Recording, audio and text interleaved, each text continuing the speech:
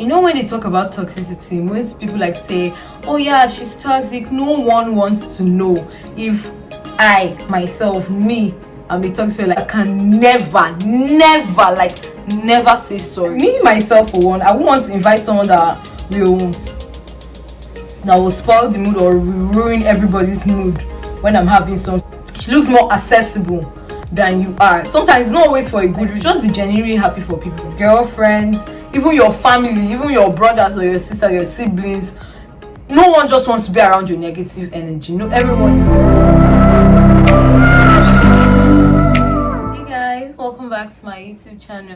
Please don't forget to like, subscribe, share, and turn on your post notifications to get informed when I post a new video. Please, I need you to subscribe. I need you to share this video, and don't forget to follow me on other social media platforms like Instagram at Thedorisudeh, Twitter at Thedorisudeh. So yeah, today's video is going to be, the topic of today's video is 10 signs that you are toxic. So you know, when they talk about toxicity, most people like say, oh yeah, she's toxic. No one wants to know if I myself, me, I'm a toxic. Like, am I toxic? Like, do I have toxic characteristics or habits that people might find, but I don't know, but people find it toxic about me? Because everybody wants to say, oh yeah, this person is toxic, but nobody wants to say, okay, I have some toxic traits too. So yeah, today you're going to find out if you have one or two or three or all of this. The first one is, the first sign to know that you are toxic is when you are always having trouble with one person or the other. Like, you always have something, you are always one little messy mix, you just always have drama going on in your life. You always have trouble with one person or the other. Like, you always, if not every week, every month, but you are always in one drama or the other. If you sit down and analyze yourself and you know that you're always having problems with people, friends, family, just try and tell yourself, I am a toxic person and I am going to change. especially if you are, okay, let's say, let me give an example. Like, in a group of friends now, let's say 5 or 6, you are the only person that is having problem with, let's say, 5 people out of, let's say you guys are 6 in the group, you're having problem with, let's say, 4 people out of that group. Like, can't you just check yourself and say, okay, maybe I am the problem, maybe I'm the one that has the problem and not actually this people? Because when you're always falling out with everybody, when you are always one falling out with everybody, it means that there's something wrong with you. Another sign that you are toxic is never owning up to your mistakes.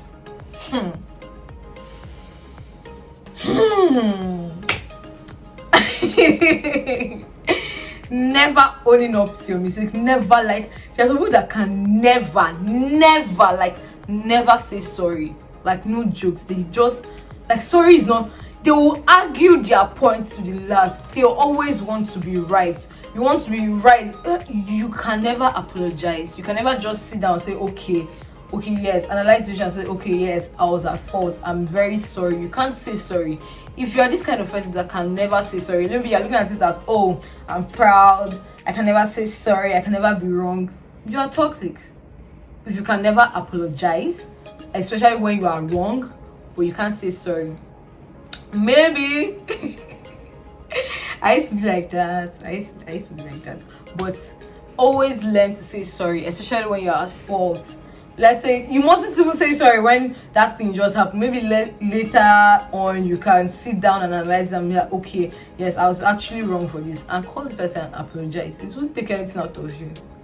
Actually, it won't give you peace of mind. So yeah, you should try to always say sorry and own up to your toxic is when your partner can't have other friends outside your relationship. They can't have other friends, especially friends of the opposite sex. Yeah, I understand that some people have trust issues, that not everybody is a friend. Some of your partners might be like that, oh, she's just my friend, but you don't know what's going on. But you should always just try and give that benefit of doubt and say, okay, you can have friends outside, other friends that are girls that aren't me.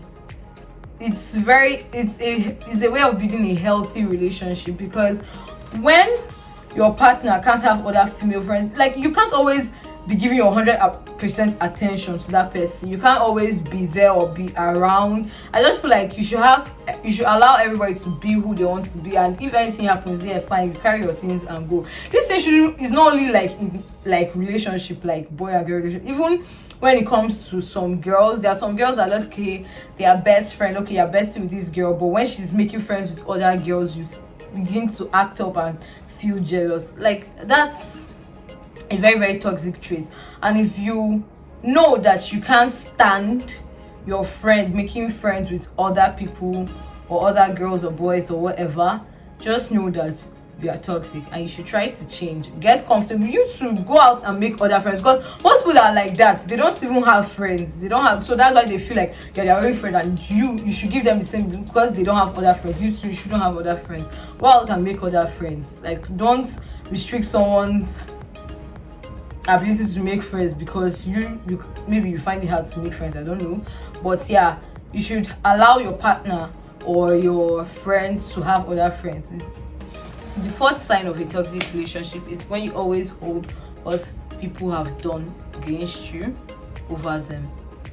Like when someone does something bad to you, maybe they slip up once and they've apologized, and yes, you assuming, okay, you guys have assumed that, okay, we have moved on from that. But when, let's say, you want something from that person, you now have to bring up that thing that they did to you, or that one slip up that happened one time, just to get it. Like, it's just like being a master manipulator. Like when you manipulate people into doing what you want, like holding, like, let's say you may say, oh, remember that time you did this, or remember that time I did this one for you, why can't you do, like, you're a toxic person, please. Like, you should learn to, like, ask people to do things for you just because you want them, like, just, and let them do it for you just because they want to do it, not by you manipulating them into doing it, but like holding things that they did in 1994, bringing it back just so that they do what you want. It's not nice. It's not that you are toxic. It's when people never invite you out.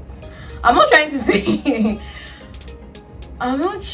say that people must always invite you out, but when no one, like both your family, your brothers, your sisters, your friends, they never just invite you when they are having something. They don't carry you along from the beginning. Maybe sometimes you might think they invited, maybe the thing just stumbled upon you, like, let's say, as just maybe someone told you and you heard from someone and someone heard from someone. When they didn't invite you, they didn't say, oh yeah, I'm having this little get together, or oh, we're planning to go for a dinner or this quick brunch or something, but they didn't tell the person hosting the event or whatever, or the chief planner didn't come to tell you, oh yeah, I'm having this. They don't want to tell you, because maybe they feel like when you are there, you are going to make everything, you're going to spoil the mood, spoil the vibe with your toxic energy. So when people never invite you out for events, you should check yourself. There must be something wrong, because me myself, for one, I won't want to invite someone that will spoil the mood or will ruin everybody's mood when I'm having something, because I too want to have a good time. So when people don't invite you out for things or for events, you should check yourself. The sixth sign that you are toxic is when you make jokes at the expense of other people's emotions. Like, for example, maybe your friend told you about one sad situation, or maybe she's in one mix or one mess or the other, and let's say she shares it with you, and instead of you to just console her and tell her, okay, sorry, like, how can we do this, look for solutions, why instead you start making a joke out of it, like it's funny. People will run away from you if you're like that. I myself, I'll run away from you, because you might think that, oh, maybe you are funny, maybe people like you, people will believe, maybe yes, there are people that will laugh, but in the long run, nobody wants to associate yourself with that kind of person. When you always make jokes at the expense of other people's emotion, like, there are some people that are very fond of doing this thing, that they'll pick on you. Like, everybody have their insecurities. They'll pick on you and want to pick out one insecurity and just pound on that and just emphasize on that, just make stupid jokes out of it. It's not nice. If you do that, like, stop it. You're not funny. like you are not phone that you're toxic. It's when you feel jealous, or you start acting up when another person or the next person is getting more attention than you. This shit happens mostly among girls, my dear. If you know you're that kind of person that, let's say for example, when you go out with your friends, when you guys are hanging out, let's say this girl is getting more attention than you, and then you start acting out, or you even start saying some demeaning things or degrading things just so that you can make her feel bad, you should stop it. Because most times all these people that, like, let's say when you guys go out and let's say they get attention more than you, sometimes it might not even be for a good reason. It might just be that maybe that person looks more approachable than you are. Maybe she looks more nicer, she looks more like, let's say, she looks more accessible than you are. Sometimes it's not always for a good reason that this person gets more attention, that it might just be for a bad reason. Why should you be jealous of that? Like, do not be jealous. Do not be jealous because this girl is getting more attention. Like, it might actually be a good thing. It's more like you mustn't always get attention when you go out. Like, just chill. You don't even know why maybe those guys are coming at her, or those girls are coming to her to like collect her number or whatsoever. Maybe she just looks more accessible, and maybe they'll weigh the both of you or the group and say, oh, this one looks like she's high standard, I beg, let's just go for this one. You don't always know. You won't always know what the problem is. So don't feel jealous about it. You don't know why that person is getting more attention than you. The 8th sign that you are toxic is when you can't congratulate someone or compliment someone. If you know, you look at yourself and you are that type of person that when this girl or when this your friend or when this your guy is winning, you can't just be happy for them. You can't just be genuinely happy for people.